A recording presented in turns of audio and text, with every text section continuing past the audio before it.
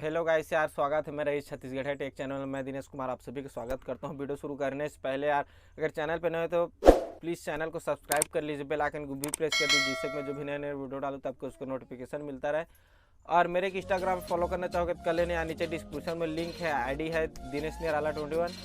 ठीक है, तो चलिए वीडियो शुरू करते हैं। तो आज का वीडियो जो कि है शॉर्ट वीडियो से रिलेटेड, जो कि आपने थंबनेल में देख लिए होंगे कि शॉर्ट वीडियो को नोटिफिकेशन नहीं जाता, लेकिन आपका ये भाई बहुत रिसर्च करके आप सभी के लिए उसका प्रॉब्लम सॉल्व कर लिए हैं। तो शॉर्ट वीडियो बनाइए, उसका नोटिफिकेशन भी जाएगा, लेकिन क्या करोगे नोटिफिकेशन के लिए, उसके लिए उसको मैं बताऊंगा। ठीक है, तो वीडियो के एंड तक देखना। और करना क्या है उसको, चलो स्क्रीन पर देखो कि नोटिफिकेशन जाएगा।